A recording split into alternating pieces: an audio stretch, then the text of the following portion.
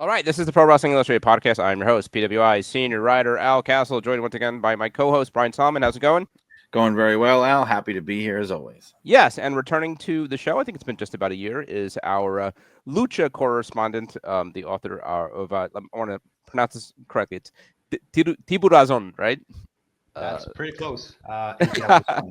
Tirabuson. That's better than I would have done it. So, my fellow Alfonso Lopez. Thanks for coming back, and we wanted Alfonso here because we are going to be, one of the biggest headlines coming out of WrestleMania weekend that we neglected to talk about in the last episode. Brian, is the purchase of AAA by WWE, essentially kind of a merger, and certainly Alfonso is the guy to talk to about all things lucha. So we're going to dissect that, what it means for WWE, what it means for AAA, for wrestling, Lucha Libre in Mexico, and so much more.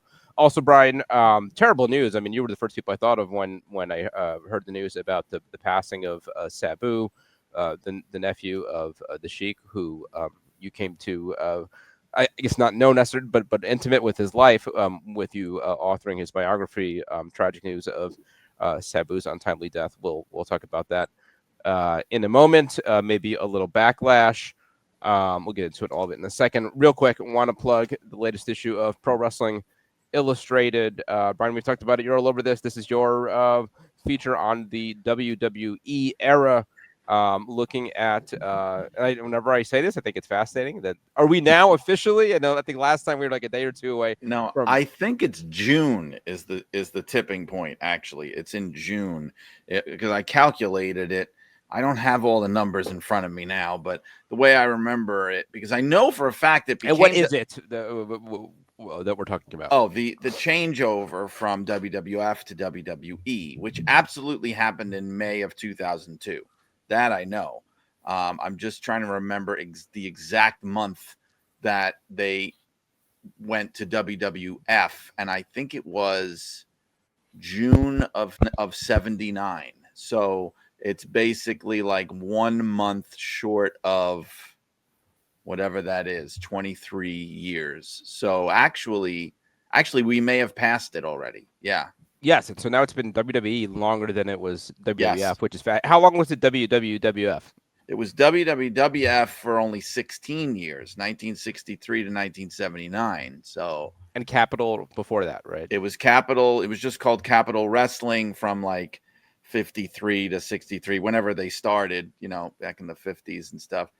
And so WWE is now the longest established name that the company has ever used as their brand name. That's fascinating, and you really pick apart all the everything we've seen over those 23 years. Really dissected a terrific look back on the WWE era. So much more in here. Don't want to plug this too much because I think our new issue, which I believe is Supercards, including our WrestleMania coverage, is about to drop any day now. So go pick this one up while you still can. Of course, you can order all kinds of back issues over at PWI-online. And of course, the thing to do is subscribe, and you get all of them. And you can get them bundled, both the digital edition, which comes faster, and the print edition for a discounted price. And all things PWI are over at PWI-online.com. I imagine in the coming weeks, we're going to start talking 500.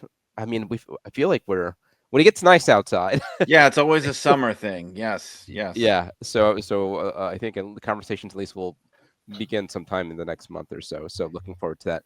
All right, PWI-online.com. Don't want to belabor things too much. Eager to talk about Sabu, Brian.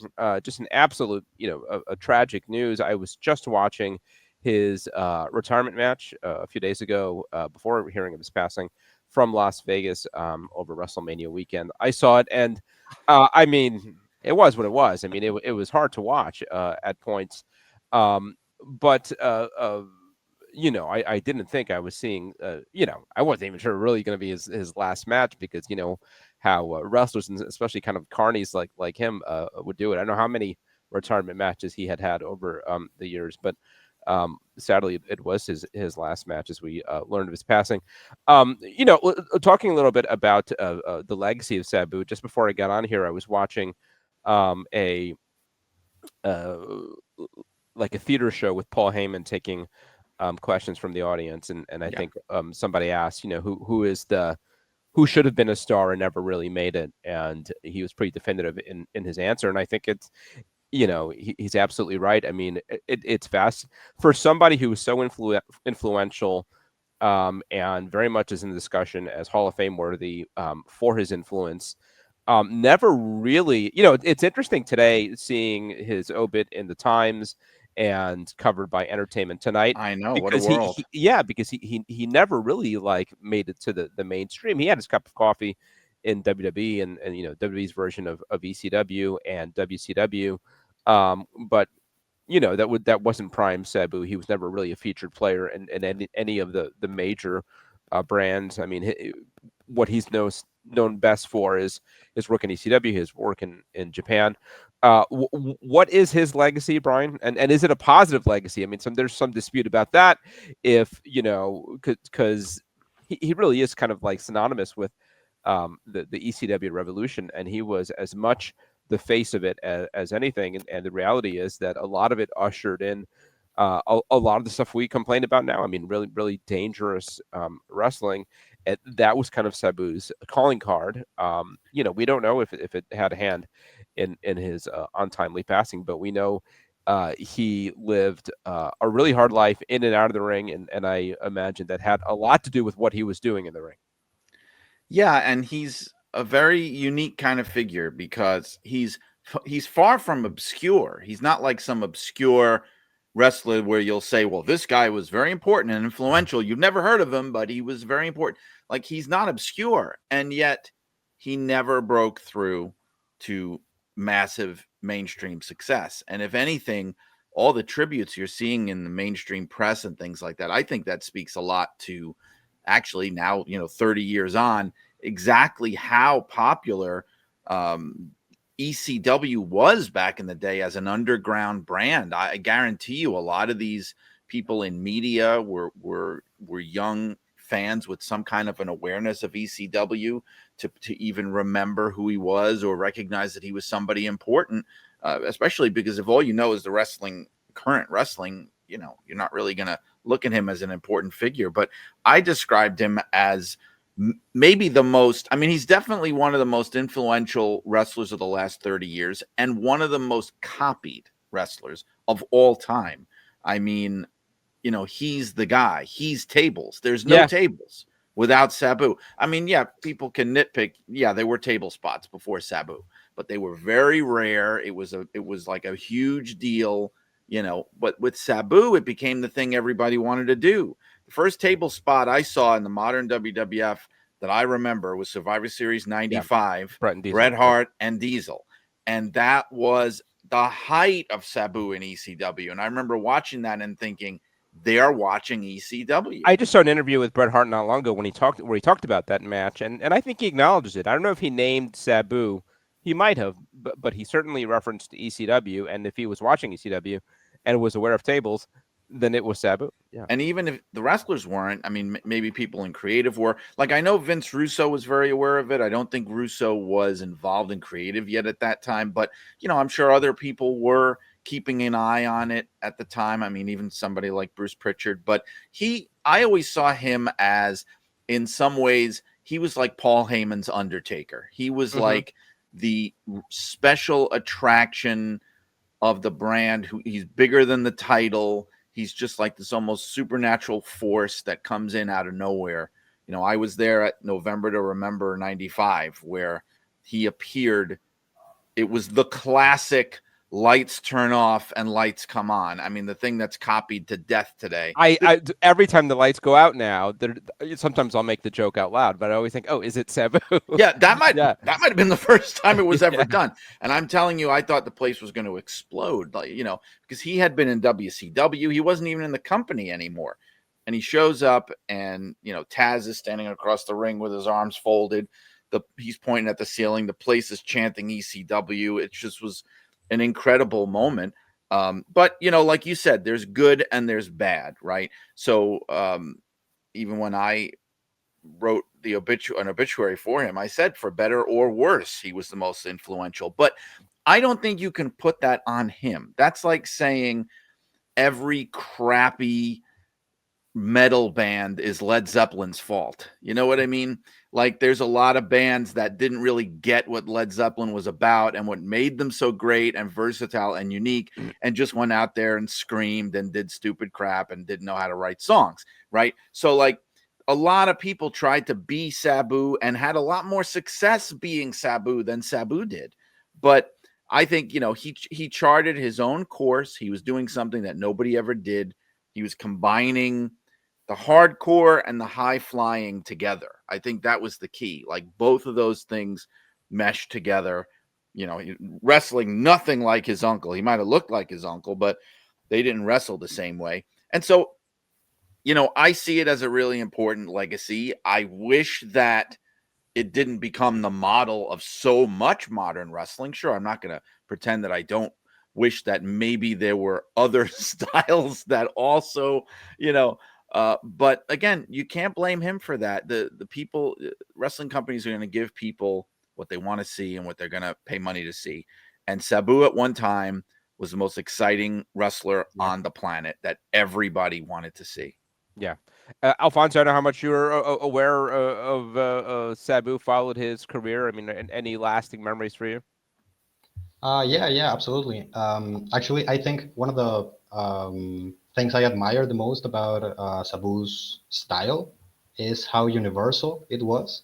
Like now that he's passed, I honestly can't tell you how many luchadors, how many Mexican wrestlers have sent out their condolences and have mentioned how much he's influenced their style. And yeah, and I think that that's also the case for a lot of Japanese wrestlers. And yeah, you could go on and on how he's influenced pretty much everywhere.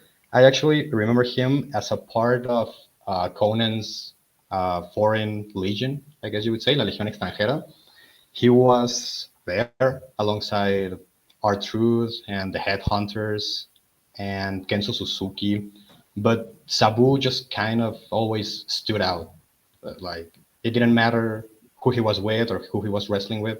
He absolutely always stood out, no matter what he did. Or he also wrestled in front of like 200 people for some shows here in Mexico. So it didn't really matter where he was or who he was with. Like he was just, you were just always in awe watching him. Yeah, absolutely. Brian, talking about how influential he was. One thing that I've wondered over the last day or so since we got the news is how much of it, his influence and how important he was, how much of it was well thought out, strategic. Did he draw out the plans? Was he cerebral about this? How much of it is, I don't give a crap. I'm gonna throw myself through a table, and yeah, again, one thing I heard today that I thought was really interesting was how much Terry Funk respected him, and Terry Funk, when you talk about being cerebral and really being one of the great minds, that's he's on the Mount Rushmore of wrestling minds, and here he's talking about Sabu being so special. This is a guy that Terry Funk admired and sort of looked up to. So, but then I'd watch an interview with Sabu, and it's sort of hard to reconcile how much of this is really well thought out and choreographed, and again, does he have the blueprint for a vision for what he wants to do, and how much of it is just kind of reckless? Yeah, it's so funny that you say that because Terry Funk did say that he was influenced by Sabu, which is crazy because Terry Funk had been, by the time he crossed paths with Sabu, Terry Funk had been wrestling like 25 years or more. So, and learning stuff from Sabu and what was possible actually helped to extend his career in a way. But it's funny how you talk about him as how much of this was thought out and how much was just some kind of serendipitous thing. There's a guy on Twitter who pretends that he is Andy Kaufman, okay, that Andy Kaufman never died and he faked his own death. And he's got thousands of followers, right? And he tweeted about Sabu's death. And he said something like Sabu was like another Andy Kaufman. And it made me think because it's like, in a way, he kind of was like everybody points to him as this incredible influence or, how brilliant he was. And I know that he was very rough around the edges. He was not the smoothest worker. He was not. I think a lot of people, I'll just say, did what he did probably better than he did. They weren't the first to do it. They didn't innovate it, but he was also known for being very sloppy. I mean, I don't think I'm not denigrating anybody by saying that. He was known for making a lot of mistakes. Like, he would very infamously miss the table, then set the table up again, then do the whole thing over again in a very obvious way. Like, he just didn't care about things like that. He was interested in the spectacle and the moment much more than anything else. He in fact, he talked about when he was in WWE briefly with the ECW thing and all that stuff, where he was heavily featured for a short while. He wrestled John Cena, who's practically a rookie at that time. And he talked about how impressed he was by Cena, and saying how in some of the matches they had, that Cena was calling the match because he would lose track of where they were and what they were supposed to be doing. And that's pretty unusual because Sabu's the veteran in that situation. So I do think it was more like, I don't think it was some conceived master plan, because look, if it was, I think he would have been a lot more successful than he was, because I think he wasn't good at playing that game, the politics of wrestling, the big picture stuff. It was not his forte, and he got taken advantage of, and he blew a lot of great opportunities, unfortunately. Yeah, I want to get more into that, but it's absolutely true that the sloppiness, the crash and burn was part of the appeal, Yes. and you bring up, John Cena, and I think over, and we'll get into this maybe more later, but you talk about kind of the evolution of this. I think we saw kind of the what table spots have evolved to their as their worst on Saturday at Backlash, with the blown spot at the announcer's table, and then Cena just kind of knocks the whole thing loose, and then the most like delicate table bump outside with the RKO, which might as well put him through like a bag of feathers or something like that. I mean, nothing about it like looked hardcore at all. Where when Sabu did it, sometimes the table would fall over, or he'd slip and fall and ass over tea kettle outside the ring. And they were It was a real mess. tables. Yeah. They were Yeah. actual tables. I mean, of course, they may have been gimmicked, but they weren't like these weird kind of props that WWE builds to just collapse when you poke them with your finger. Like, they were actual buffet tables, Yeah, and what I remember interviewing another name maybe we'll get into in a bit, Vikingo, a couple of years ago, and you talk about influence. There's absolutely some Sabu in Vikingo, and one of the things I was fascinated about Vikingo is that he does like these craziest things, and I think like, how do you figure out if you could do that or not? And it's pretty much like, cross your finger, you give it a try, like you cross your fingers and like, I in my mind I could do this. That's a So great point. let's do it. And with Sabu, I feel like you saw that in real time. And it was like, the table wasn't quite where it was supposed to be, or the chair that he was going to jump onto. It was all just very kind of kinetic and wild, and like, you almost close your eyes like, oh God, I hope this works. And sometimes it would look incredible. Sometimes it would be a mess, and it was all kind of part of the show. But sometimes it would make you believe it more too. Yeah, Because absolutely. I mean, even though it would take you out of it when he's, redoing all these spots and things like that. But there were other times where it just felt very raw. It was much more organic. That was just the whole ECW thing, though, where they always made you believe or understand why the weapons and props were there. It wasn't just like, oh, there's a big box of mouse traps under the ring. I don't know how that got there. Like, there was always an explanation. In fact, if you remember, Public Enemy, very famously, they would carry the tables from the locker room to the ring with them. That was their whole thing. So there always had to be like a rhyme or reason. And the fact that it was so crazy and it seemed so unplanned at times, it made you believe it more, especially coming from a time when that stuff didn't happen all the time. So, when it's something that, hey, this guy, this is what he does. He just does this crazy stuff with tables and chairs. And he's like, got the you scars believe and it. burns all over him. Yeah, I mean, Yeah. he really kind of lived the life.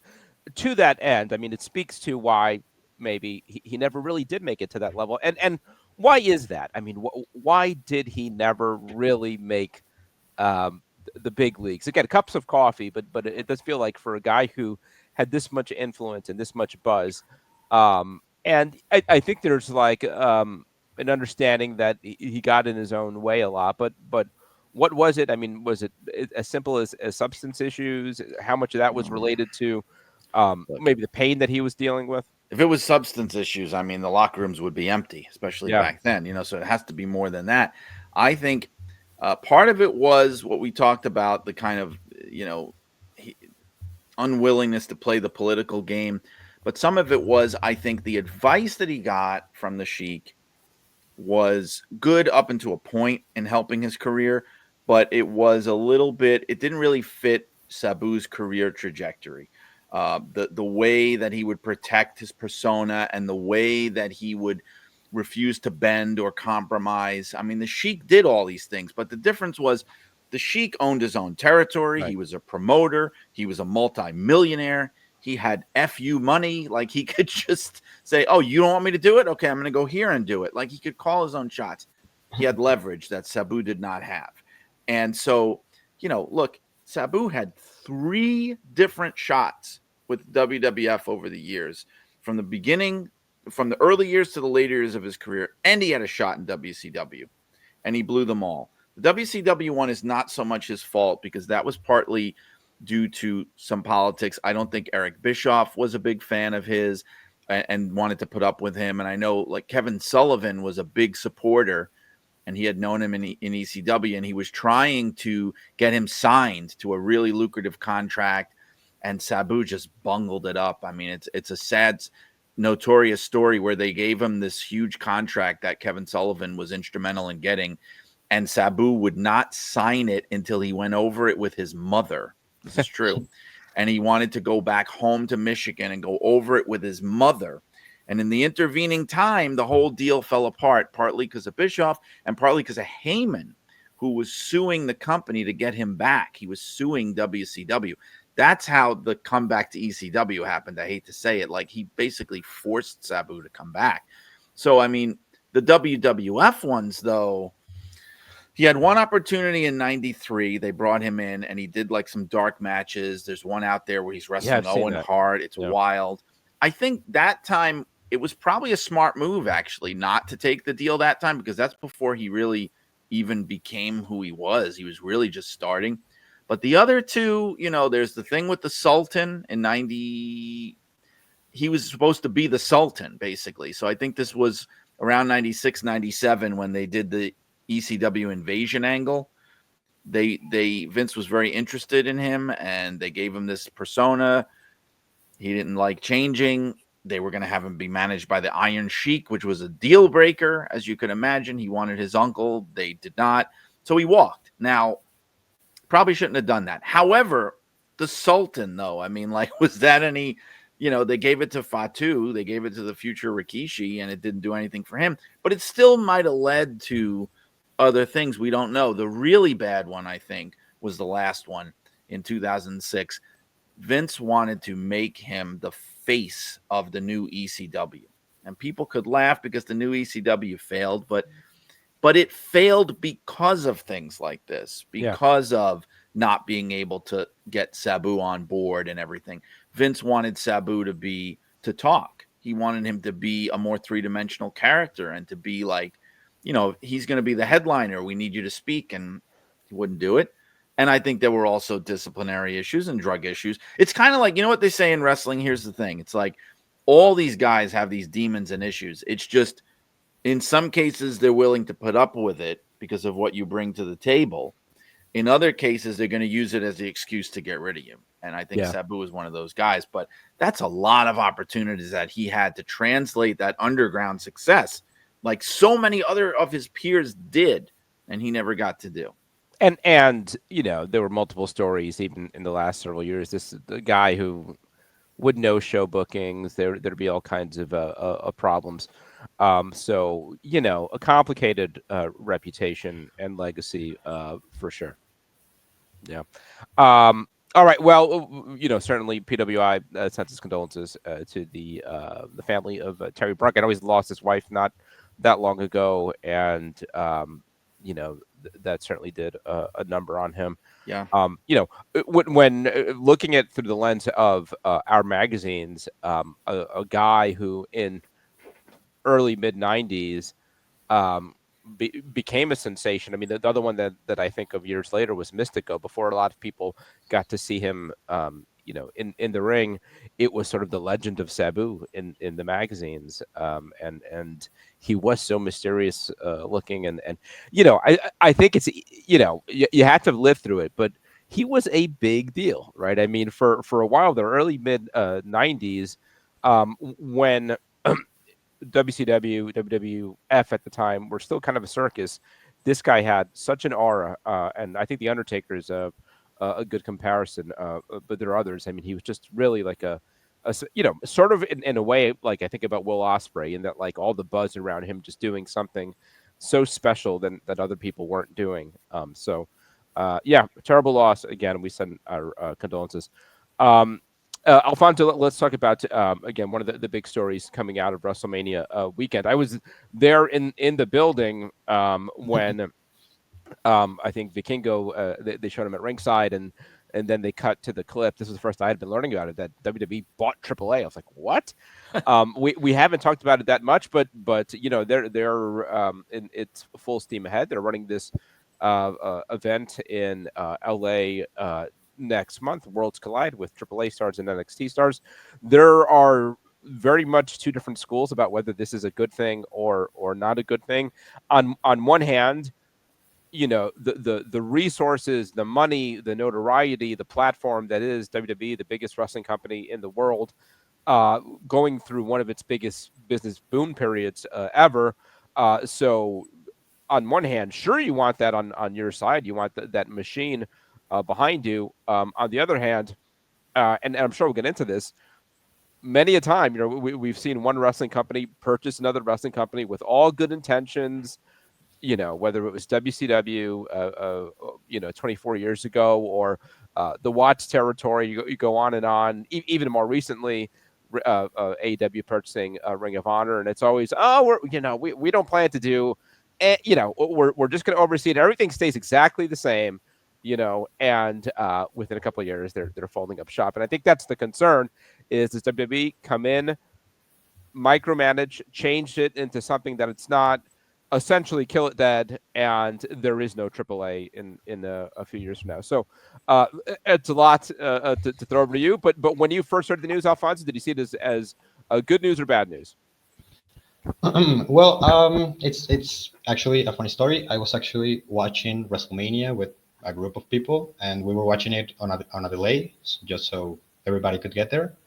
And somebody told me if I had heard the news about AAA, and I honestly didn't believe it.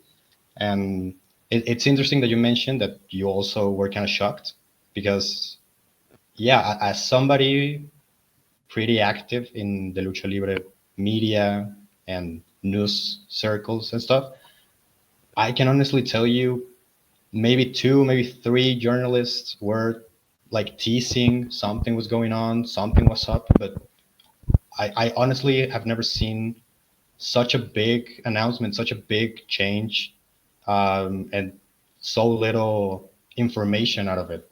Like, even before, so of course nobody knew a thing, and now that it's happened, there's so much You're conflicting hitting a reports. microphone or something. Oh, I'm You sorry. might be hitting your microphone or something. So Sorry, I'm sorry. Yeah, it's just the yeah, emotion in the topic. Um, yeah. yeah. There's just so much conflicting reports, so many moving parts. Um, yeah, you were talking about if this is good news or bad news. I think it's generally gonna be good news for both sides, but it's gonna be so complicated to navigate both markets. So yeah, it's gonna be a real challenge for both companies, but I do see more good for both than bad. But then again, what happened with NXT UK and WWE's kind of expansion attempt in Japan, it does bring worry to the lucha libre community in general. Like, Yeah. WWE are generally seen as the bad guys here in Mexico, as Right. the almighty giant trying to, destroy the little guy, trying to like for the whole Mexican market to be theirs, and that's gonna be a challenge for WWE to gain the Mexico market.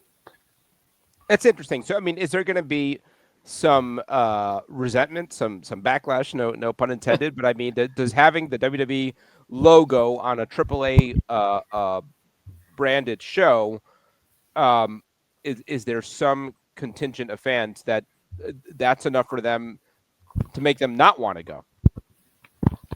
I do think that's going to be the case at the very least for this upcoming months. I actually heard Conan said recently that he expects changes to be small and to gradually kind of like merge the two products. But I think that's one of the big reasons the changes are going to be small at the beginning. Um, because yeah, lucha libre fans in general do not want to see WWE branding in their product, and die-hard AAA fans are going to be hard to get used to being a Yeah. WWE brand. What's the AAA product looked like in the last few weeks? I mean, how have they dealt with it on AAA television? Well, there's actually been only one show as of yet, and if you didn't know AAA is a new WWE brand, you wouldn't realize There's watching it. nothing really. There's Wow. it was pretty much a regular AAA show. Like even Alberto del Rio main evented, if that's any Yeah. indication of if WWE is, you know, making decisions. It honestly doesn't seem like it. He's still the world champ. He's still pretty much the face of the company. So yeah, there's pretty much no indication WWE is already making changes or decisions in the AAA landscape. Yeah, yeah.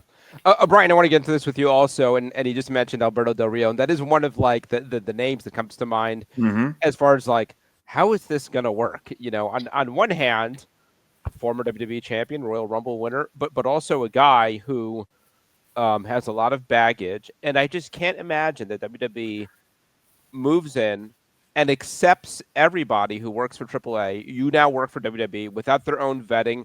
The reality is, if they were hiring a good chunk, maybe the majority of the AAA roster, they would have no interest in as far as what the WWE vision, how they present wrestling goes. Now, again, if you're saying, well, we really just want to be passive, we want AAA to do what AAA does, and we want to put our resources behind that. But um, then you're also adopting the baggage, the liability. This is always what happens with mergers, right? Is like, does WWE want to put their want to be associated next with whatever Alberto Del Rio's next scandal is? You know, Well, there have been rumors going around that WWE has already extended contracts to a bunch of AAA talent, and Alberto Del Rio or Alberto El Patron was rumored to be one of them, who may have already signed one of those he deals. looks great for what it's I worth. think If you haven't seen him somebody, in a while, I mean, yeah, he looks like Alberto. somebody mentioned something of like how he had popped back up on the WWE website. I guess they had pulled him out of the alumni section or something, and he's back in there or something to that effect. But, so I mean, I wouldn't be surprised. The impression I certainly got from the stuff that happened at WrestleMania weekend gave me to believe that Vikingo is probably going to really benefit from this, Yeah, because he seems to be somebody where they're kind of like positioning him as an acquisition, as an important part of this whole thing. Like, oh, they're almost putting him out there as like the face of it in a way. You know what I mean? Like, he actually got to take part in an angle on the show.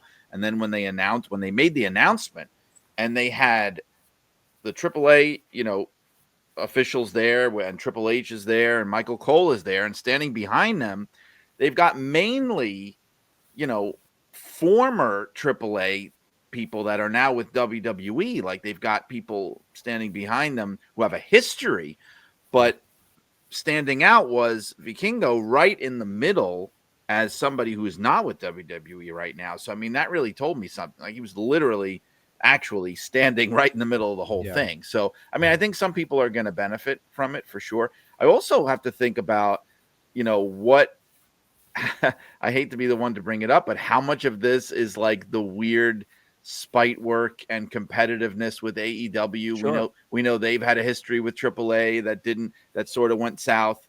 We know that they are now working with CMLL and they've announced shows that they're doing with them. Like how much of this is that one-upsmanship? And also, where does this leave CMLL? Because now they're like the last man standing in this scenario because their competitor is now officially part of WWE. It's like a whole different ball game now. That's I interesting.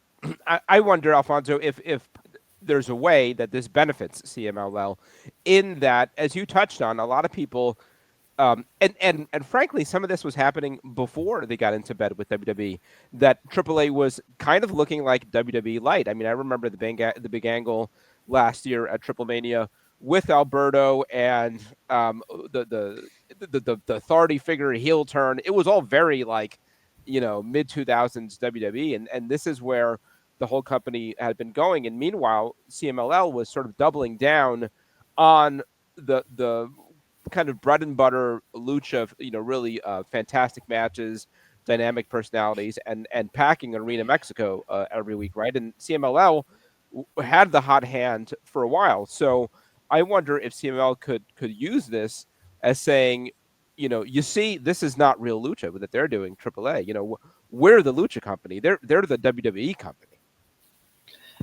Yeah, actually, CMLL has already started kind of doing this. I saw an advertisement for their next couple of shows. They used the kind of like slogan, like CMLL, well, where Lucha Libre is not up for sale. Oh, So really? Wow. that's a huge shot. That's a direct shot. But I actually think CMLL are going to be the biggest losers out of this Really? merger. Yeah. Right now, I feel like the Mexico market is pretty much up for grabs. Like, there's no wrestling in public TV networks, and CMLL is obviously winning the race, the two-man race with AAA. Um, they're probably on their second or third biggest year in company history, so they're firing in all cylinders. But the fact that AAA is going to be real competition again, I think that that's really going to hurt them. Actually, AAA booked, I believe, two shows like head to head with a big show from CMLL. I believe they booked Riddle and Laredo Kid as their big match, um, and they pulled similar numbers to the Arena Mexico show. So the fact that they're bringing in more or less the same amount of people without the WWE money and production value and maybe even stars, because they've already announced Los Garza and Berto for Triple Mania Regia. I think CMLL is not only gonna struggle to keep up with the big names and the big matches and the big spotlight on AAA, but I also think it's gonna create like a new home for lucha libre prospects, because right now, if you're a young up and coming luchador, the only place to go really is CMLL, especially with their alliance with AEW and New Japan. It's pretty much a no brainer. So if AAA really starts exporting wrestlers to WWE, and WWE, I don't know, builds not even a performance center, but just a gym, which is something AAA doesn't currently have. Yeah, I think AAA might become the new hot place to go for independent luchadors and young and up and coming luchadors. Yeah. Well, some of the things you said there is what concerns me as far as WWE giving AAA Berto and Garza for the next show and acting like that's a big deal. Berto and Garza are nothing on, I mean, terrific workers, but I mean, in the hierarchy, they are at the bottom of WWE. I mean, they are basically job guys in WWE, and now WWE, like, look, we're going to give you our big stars. You get to benefit from having WWE talent. And we've seen this before, right? I mean, the WWE's version of ECW kind of reminded me of that too, where they would they started with some originals that uh, were in WWE and they were doing nothing with, and then they moved them over to ECW with the expectation that they would be a big deal there because they were WWE main roster guys. And then after a while, ECW, the WWE ECW was Bobby Lashley and Test The and Big the Big Show. Show. Yeah, The Big you know, Show, yeah.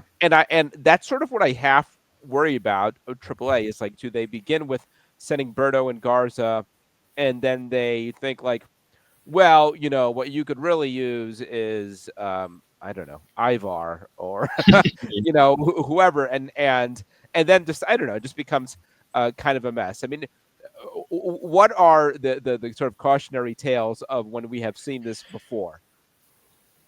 Right. Well, I, I oh, I'm sorry. If you want to Go go, ahead, Brian. please. No, Um, yeah, go on. I'm sorry. Yeah, I just wanted to mention that I do think that's going to be the case. I can perfectly see Santos Escobar and Andrade and the LWO being the main WWE guys in AAA shows. But on the flip side of that, I think that it's a matter of time for Rey Mysterio and Penta, specifically those two, Sure. to wrestle back in Mexico. And honestly, if you announced either one of them for a big show, I can honestly see AAA selling out. I don't know, 40,000 people, 50,000 people Really, stadium. I think that's so interesting, and because I do think that's where it ends up. I mean, there are big stars that WWE have that are lucha stars. You mentioned Penta and Ray. Yeah. Ray Phoenix is another one, but I don't. Even those guys, right? I mean, as big as they are in a certain place in WWE, right? I mean, Yeah, you're not but headlining a stadium show stateside WWE with a Penta anytime Yeah, soon. absolutely. But you're saying if you do that match in Mexico, it is a big draw. I think it's not only a big draw, it's probably going to be one of the biggest draws Really? maybe Wow. ever. I mean, Mexico is so starved for the WWE product that, well, I mean, Ray and Penta are one thing because Ray is basically the god of luchadors, and Penta right now is by far the most popular luchador in Mexico. But even other people, like let's say the New Day, Kofi and Xavier, if you bring them down here to fight for the AAA tag titles, that's going to be a big deal, and that's not going to hurt WWE. But again, that's because of like this starvation, this hunger WWE, the Mexican fans have for the WWE product in Mexico. That yeah, even small American guys, like not necessarily luchadors, I think are gonna be big draws in Mexico. Like I think Chad Gable is gonna draw a big crowd eventually. Sure. Not even eventually, Yeah. like in 2 3 months time, he's gonna draw, I don't know, 25 30,000 people in Mexico, I think. yeah, because the one thing, Al, is if you do what you're suggesting and you start sending down all the big guns of WWE, doesn't that defeat the purpose? Isn't that what we're Oh, I saying agree, but is that's what exactly history has what they shown us. shouldn't do, right? Because then it just completely waters it down. But And that's the instinct, right? I mean, that's what we've seen time and time before. I mean, I just think like, yes, well, if how long before it's like, well, why don't we just start running more WWE shows in Mexico? Why do we need to use these lucha guys? Let's just put on a WWE show headlined by, Cody Rhodes in Mexico, and I bet that well, would do great, right? there was that story going around too of how I don't know how much stock I put in this, but how they had been contemplating eventually rebranding it as NXT Mexico, Yeah. and that just sounds like a ridiculous rumor. But stranger things have happened. That's the thing. I mean, they were talking for a while about NXT, Japan, NXT, NXT this, NXT that, right? And that kind of went away. But it would be extraordinarily dumb. It's like one of those things, but they do things like that where you're going to buy something and then immediately ruin the value of it and the reason that you bought it in the first place. WCW. Right, but it hasn't. That's what I'm saying. It has not stopped wrestling companies from doing it before. Al, you even mentioned Mid-South, the UWF. Crockett bought that, ruined it. I mean, it just almost never, they almost never learn. Even, well, Ring of Honor, the most recent one. I mean, they have turned that, and look, this is I'm my own personal opinion, but they have turned that into wrestling's most completely missable weekly show, like Sure. just a random assortment of about 15 men and women whose names I guess they just put in a paper bag, and they all wrestle against each other in different permutations every week, and nobody cares about any of it. And that's really sad when you think about what Ring of Honor was. So yeah, I mean, people are justified in being concerned for sure. Yeah, I definitely worry about all the things, and because there uh, is a history of this happening, and Alfonso, the Worlds Collide show that they're doing in LA is co-branded AAA and NXT, right? Not WWE. So even there's kind of a message, right? Is that like the best of AAA guys are about equal to our developmental guys, right? I mean, I think that's sort of the message is that um, your best guys are not in the majors. Yeah, yeah, that's pretty much the message WWE is sending, and not to, I don't know, this the AAA stars, but AAA. I mean, WWE kind of have a point there. Yeah, fair Um, enough. Yeah, I mean like it's not a hot product. Yeah. there are not many stars that are, I personally think, are gonna make a big splash in WWE. Brian recently commented on Alberto Del Rio being one of the stars that signed an extension, and within those rumors, the other people rumored to have signed an extension is not the most exciting group of people. I believe it's Alberto Vikingo, Niño Hamburguesa, the new La Parca, and three women, Las Tóxicas, which one of them has, I believe, a restraining order with Stephanie Baker. So Really? that's another. Wow. Yeah, yeah. She They'll be on separate plans. that was a pretty that was a big deal in Mexico. Stephanie Baker was dating Cuatrero, the brother and cousin of Sanson and Forastero, the former AAA tag team champions. And apparently, there was a domestic violence accusation against Cuatrero, and Cuatrero went to jail for a few years, I believe 2 years or something. And La Hiedra, this AAA star, now rumored to be signed with WWE, was on Cuatrero's side, and Stephanie Baker didn't like that. So there's a legal restraining order between them. So that's the other next to Alberto Del Rio. That's the other like big issue WWE is gonna have with this. Like, how are they gonna be on the same show if they're both apparently rumored to be at Worlds Collide, for example? Yeah, yeah. Who are you mentioned there are a couple, but or who are some names, some stars from AAA that could benefit from this arrangement? Who you think WWE, when they get their eyes on them, could really see something in? Well, we've already mentioned him, but Vikingo by Yeah. far is going to be the biggest winner, I think. Um, How much Also, is the other, size a fact? I'm sorry to interrupt, but and I think he's terrific, but I do think that there are issues with how this guy will work in WWE, right? I mean, like, he has such a unique style. I'm not sure how that translates into WWE. Like, I don't think they're going to let him, walk around the rafters of the building and jump off of them. So yeah, it's one thing to be flashy, but you've got to be able to work with people in the company. yeah, absolutely. I think he's, yeah, he's not going to be the world champion. Yeah, I think he's going to play a similar role to what Ricochet played. Um, I do think, I don't think Vikingo speaks the best English. I haven't heard him speak English, so I don't think that's one of his strengths. So he's gonna be eventually relegated to these mid card feuds. But honestly, I do see him as a potential, maybe United States champion, maybe really. Intercontinental champion. I think that's a reasonable route for him. Um, but yeah, his size is definitely gonna hurt him more than it hurt Ricochet, for example. And I think Ricochet is a good big deal bigger than him.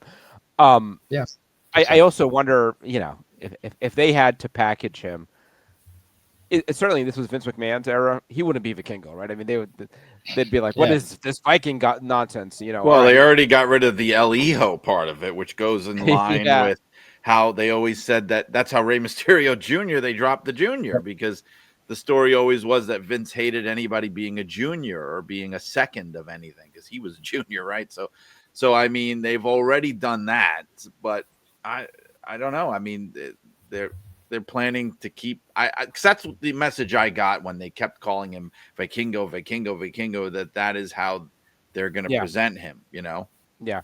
All that said, like I do think WWE deserves credit for how they've handled Mexican talent and Latin talent in general in the company over the last few years. I know they've been criticized, I think rightfully so, sometimes having a blind spot. And this gets to be pretty specific, but for African American men's singles wrestlers, there's just like none, or very few in WWE. I mean, they've got some tag teams. It's noteworthy, and I think this is worth pointing out. I looked at a list of all their champions right now, all their title holders, and the majority, I think like 2/3 or more right now are non-white. I mean, from oh, the tag team champions on both brands, you got Stephanie Vicaire, you've got Io Sky, and on, and not just them. You see, like Dominic, obviously Dominic Mysterio, but you mentioned how much language barrier can be an issue for Vikingo, and that's always been like the common thinking is like, well, if you can't speak the language, you're really going to be screwed. Look at Penta. Penta has blown up. I mean, he's having the run of his life in WWE. Who would have called it? I mean, the guy's like pushing 40. He's been around for a long time. He can barely speak a word of English, and he is over as anybody in WWE and was from day one. I think a lot of it is, it speaks to the infrastructure at WWE that they were able to make the guy look like a star from the first time he came out in the ring. But also, Penta deserves a ton of credit for just having, what the kids call aura, right? I mean, like, I remember that promo he cut on his first week on television, which was mostly in Spanish, and he had the people going crazy. He was so fired up. There was so much emotion, so much heart in it, that you couldn't help but just like fall in love with the guy. And when I was in Vegas for Mania, I saw so many cosplay Pentas. I mean, the guy is truly, truly over, and that's got to give Mexican fans of Lucha Libre, some optimism that lucha stars could be treated like big deals in WWE. yeah, yeah, absolutely. I do think Penta's style kind of yeah fits better this style of talking as little as possible than Vikingo, for example. But yeah, I honestly couldn't explain to you how big Penta has become in Mexico. Like, yeah, if you go to any arena, any show, any size, any promotion, you're gonna the most masks you're gonna see are Pentas. The most merchandise you're gonna see is Pentas. Is that since Uh, he came to WWE? Is that because of his run in WWE? yeah. He Really? was already a pretty popular wrestler, pretty well known within the community.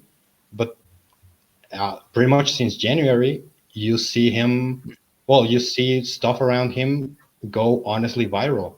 You honestly see like football players. The football is really big in Mexico. I guess soccer. Um, yeah, soccer players talking about Penta, and people in talk shows, in daily talk shows, talk about Penta, and yeah, Penta's pretty much everywhere in Mexico. So Wow. I like that's another thing that should work as a kind of like incentive both for fans and for other wrestlers because yeah I like everybody's looking at Penta. I can see every single AAA star wanting to do what Penta is doing right now. Yeah, I think it's the one guy that we could point to, and in leading this merger and saying, look what we did with Penta. You know, like that's what everybody in AAA could strive for. Look at what he's done, whatever it is, in 25 years into his career, in the in a last matter few of months. months. Yeah, It's gone completely viral in 4 or 5 months. So it's a yeah, complete yeah, and success. that's an example of the WWE machine getting behind the Lucha Act and really, and I mean the entrance with the fire. I mean it's as major league as it gets. So and again, Pet has done his share. Before we run out of here, I did want to talk a little bit about a backlash. Brian, you know, I don't think there's a whole lot to say about it. It was probably as ho hum a WWE PLE as we've had in a while. I don't think anybody thought Randy Orton was beating John Cena for the title. Kind of went as expected. That said, I think it is the latest chapter in what we've talked about in John Cena's heel turn. I I'm not feeling good about it. You know, I I'm not really enjoying John Cena as a heel. It feels, you know, we've said it. It feels like he's not bought in. You know, it feels what was charming and kind of endearing about Cena as a babyface was that he was kind of authentically kind of corny and nerdy, but you felt like you were getting a glimpse at the real guy. I think it's why he does so well in Peacemaker, the show, because that feels like John Cena. He's just kind of like this dork, and it's really him. And this just doesn't. This is John Cena playing the part of a heel. What he thinks a heel should say and do. It all feels so scripted, orchestrated, like he was up all night writing notes. Oh, I'm going to say this and it's going to get a good reaction.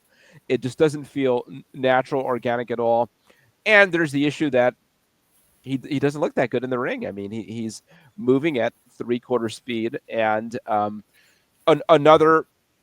You know, people might have enjoyed it, and the St. Louis fans were hot, but to me, this is now another not so great main event, and I think we're really losing something off of the quality of WWE main events the longer that Cena is in them.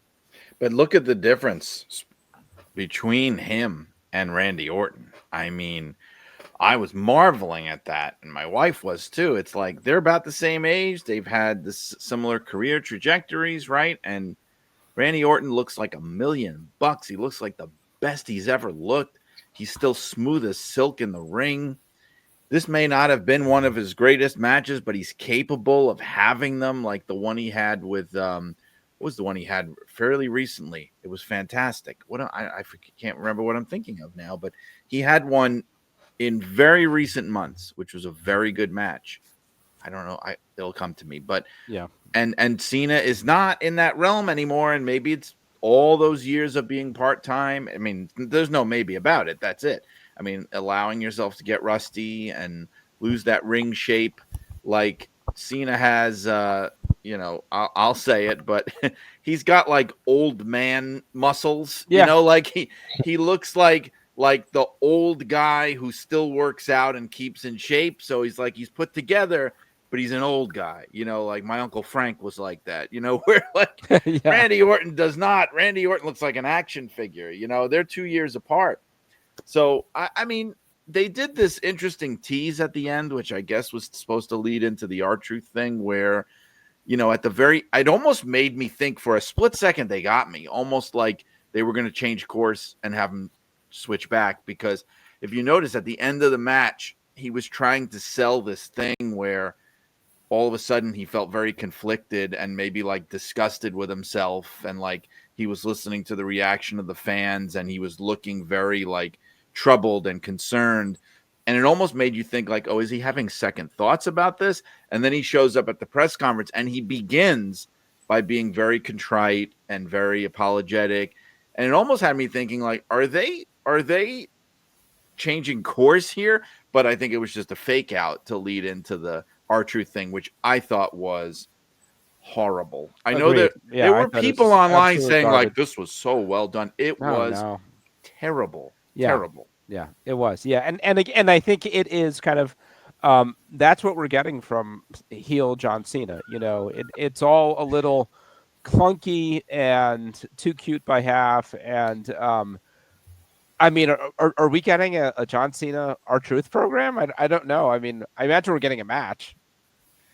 Well, I mean, here's the thing. Let me break this down because I was railing against how horrible this was, and now I have a platform where I could explain it. I mean, you do it at this press conference, right? And the whole thing plays out to complete silence. There's no sense that anybody is concerned or panicked about what they're watching. And I'm not saying that all of a sudden the reporters there need to like play characters in the show, but have somebody there from the company or something to scream or yell or create a sense of havoc.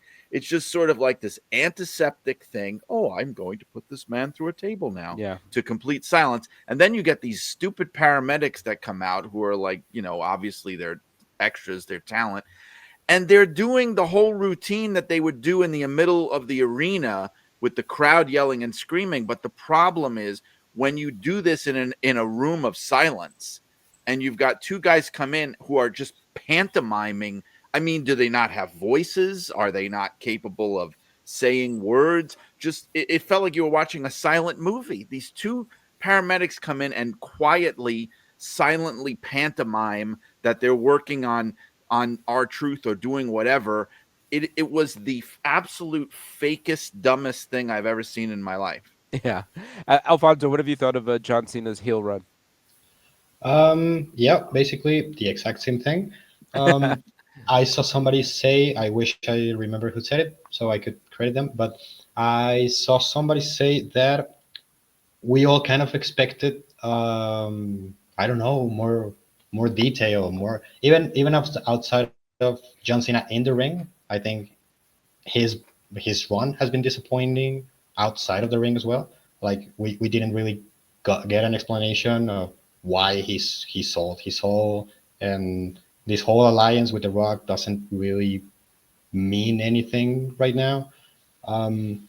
Yeah, I think even if the wrestling was still the same, which I don't see how it could be any different if it was babyface or heel or rapper John Cena or whichever John Cena he wanted to be, the in ring would be pretty much the same. But the fact that the storylines and the promos and the whole context of why he's a heel and he's so mean, I think that's bringing even the in ring action down. Yeah, and it's a real concern because if the plan is, as we've talked about, Brian, and you kind of laid out before even Cena turned heel, kind of like the year of Cena just kind of running roughshod through the company. And I guess his father leaked the news that the plan is for his last match to be in December in Boston. And I don't know if he has the title throughout the year, but it would make sense that he would lose his, the title on his way out. But Yes. I mean, are we really going to have another, whatever it is, eight months of this, I or think the whatever? problem is it's built into the storyline now because the threat that he keeps making is basically that he's going to retire as the champion. That's the whole last real world champion thing, is that he plans to go undefeated. He's going to retire as the champion with the belt so that anybody that they name as the champion after him is going to be a fraud because they never beat him. Like that's his heelish goal. So how does that I almost work? want that now, Right.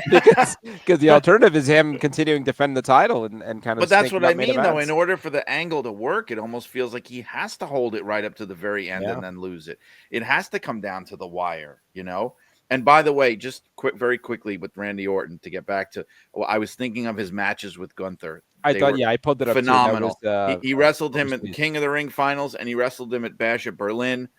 Absolutely phenomenal matches. He was great in both. And John Cena could never pull off something like that now. Yeah, yeah. Well, that might be a good transition to the other thing when they're talked about coming out of Backlash, and that was Gunther versus McAfee.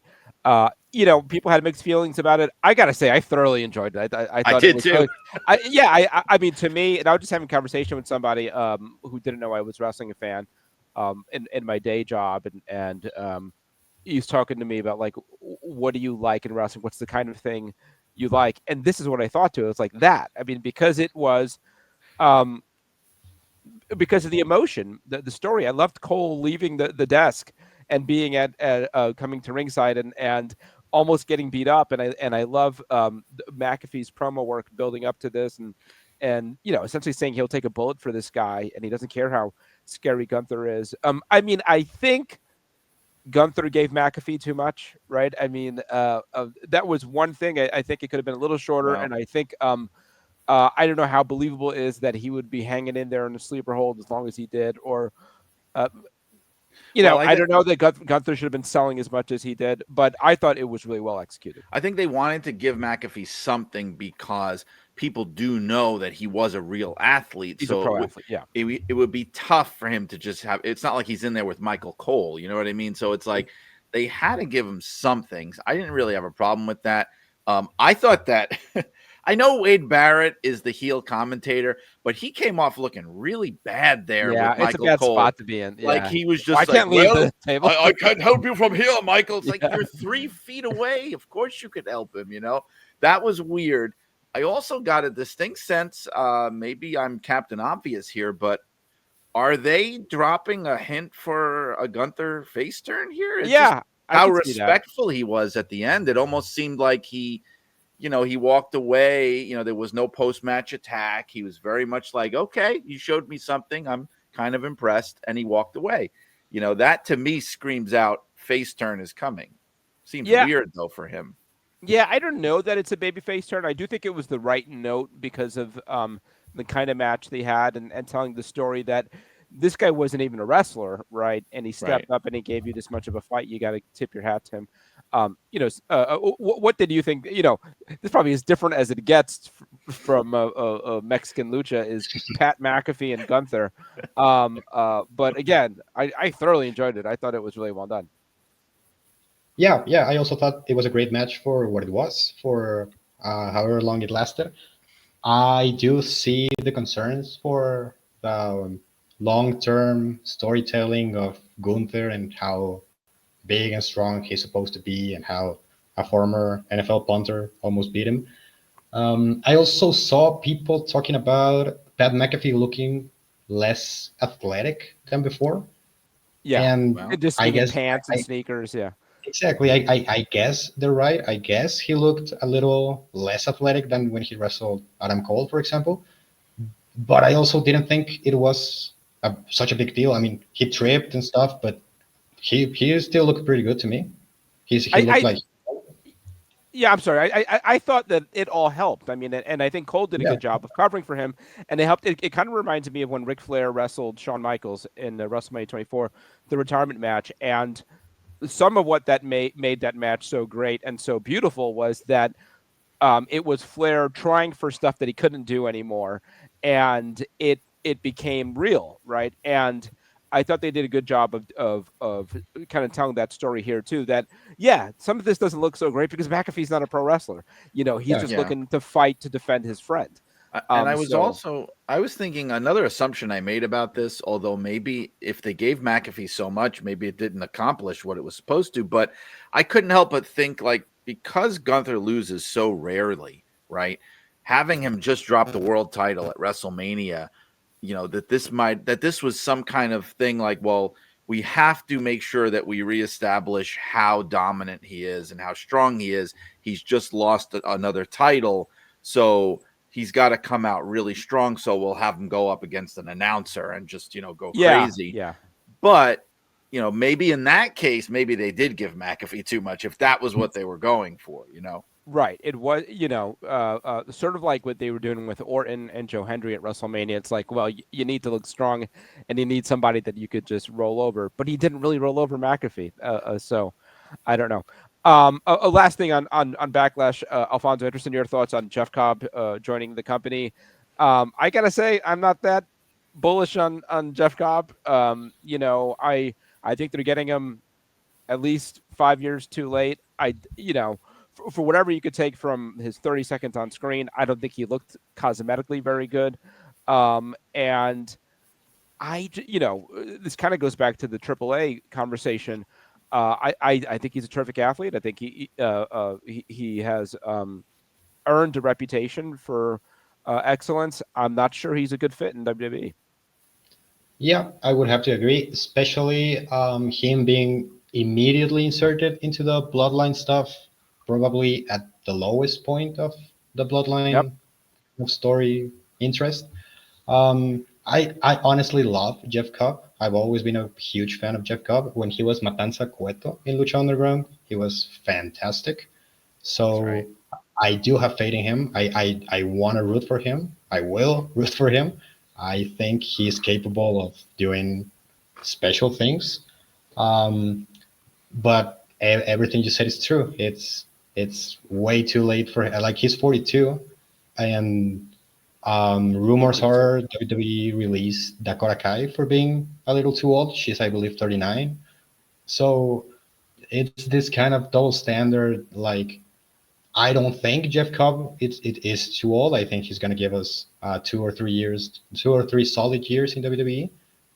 But you're right. He was the man to get 10 years ago. Like 2015, Jeff Cobb would have demolished WWE, especially without being handcuffed to Solo Sikoa and Jacob Fatu and the rest of the Bloodline canon. I think. Yeah, it's like joining the NWO when Yeah, Stevie Ray exactly. was running it. It it Yeah, yeah, it yeah. just feels like yeah, it's way past like the best buy date. Yeah, And that's a now great you're joining analogy, the actually. bloodline. Yeah, Yeah, it feels exactly the same. yeah, yeah. Any thoughts on Jeff Cobb and WWE, Brian? I've liked Jeff Cobb for a long time. I liked him, in Ring of Honor and in the old Ring of Honor in Japan. Um, yeah, I mean, it's weird because when they brought him in the way they did, my first reaction was, oh, so I guess they're gonna keep doing the bloodline then. Like Yeah, it almost Yeah, seemed on the verge of literally just dissolving into nothing. It's hanging on by a thread. Um, and after a while, we've talked about the diminished returns, right? Where it's like, oh, here's another guy. Here's another angry guy from some island somewhere who's going to hurt people. Okay, here's another one. And I guess there's only so many times you could do that, right? Maybe we're at that point. I mean, I I don't think age is an issue. I'm not crazy about the way that they decided to bring him in, and I'm hoping maybe they have more plans for him than to just be like the new Jacob Fatu when Jacob Fatu's only been in for a year, yeah. Well, you talked about a Gunther baby face turn. I think we're already there with a Jacob Fatu baby face turn, Oh and yeah, yeah, yeah, and I think that I'm here for that because the fans just love the guy, and at yeah, some point you're um, why even put up a fight? Just let him be loved, and it is an act that works as a babyface act, I think, because he's exciting, he's weird, he's um, he's just kind of fun to watch. When he's on the screen, he's a guy who gets a lot of eyes on him, and that might be sort of the last last thing that the bloodline can really do is help get this guy over when he turns on the bloodline and kind of puts them to bed for good. But yeah, I mean, even Solo, who some months back there was discussion of whether you do Solo and Roman at WrestleMania. Now Solo's like the guy who takes the pin yeah. in every match involving the bloodline. It's He's got the win. unfortunate, but it's very clear that at least at this stage of the game, the Solo Sokoa experiment was a failure. I mean, they put him in a spot that he was not ready for.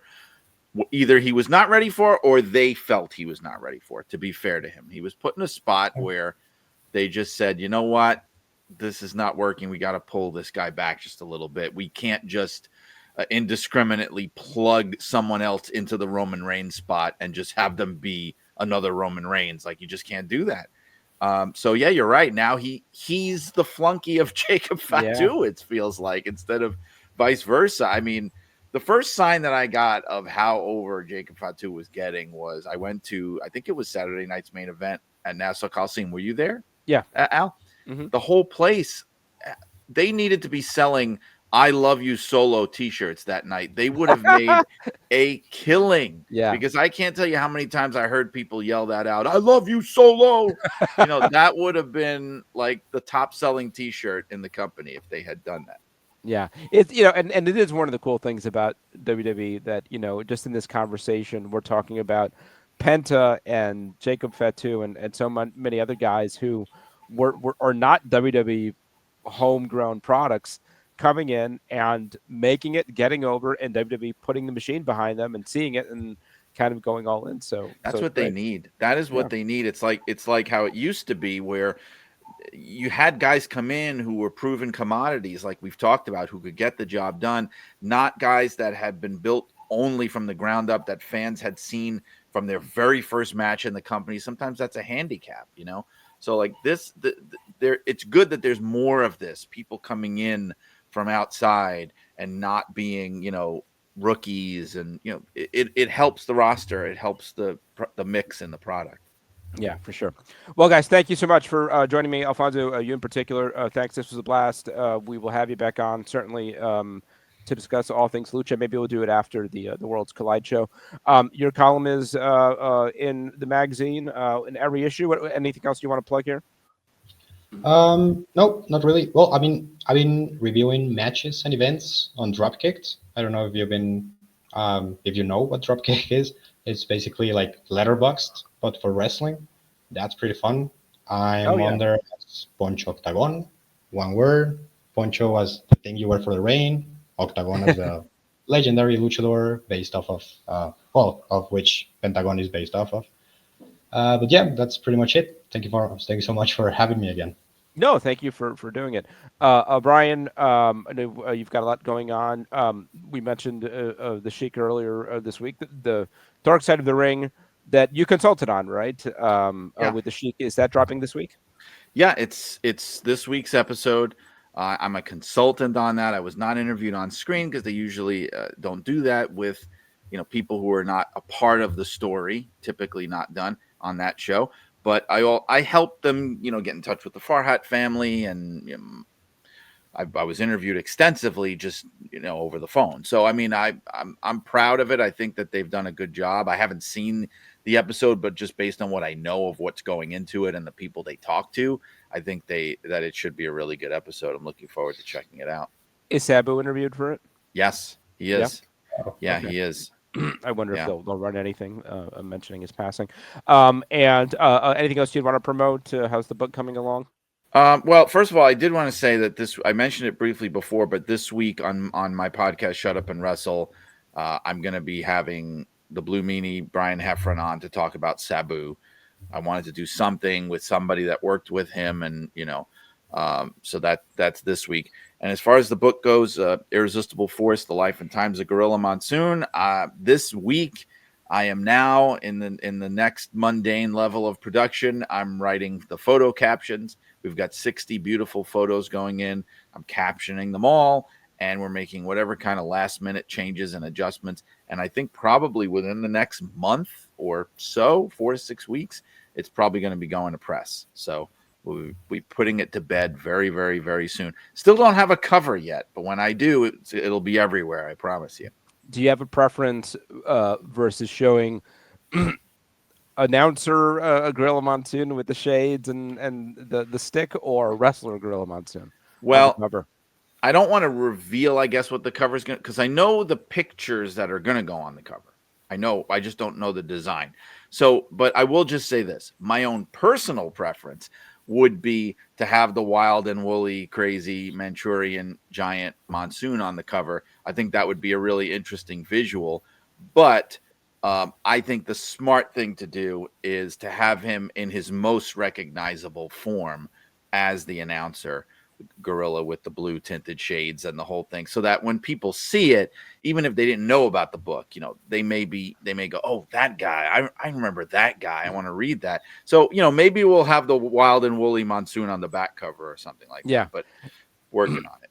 And then not to have you scoop yourself, but since you bring it up, what were the shades about? Did he have? Do you deal with it in the book? If Yes, so, I do. and you don't want to really, No, so I let's can. let's. I don't think that's gonna help or hurt in selling a single book, but Was I this an did. eye issue? Yes, I asked his daughter about it flat out. I said, "Look, in those words, I said I have to ask, what was the deal with the blue shades?" And she said it was as simple as he had very poor eyesight, very poor, and his eyes were very, very sensitive.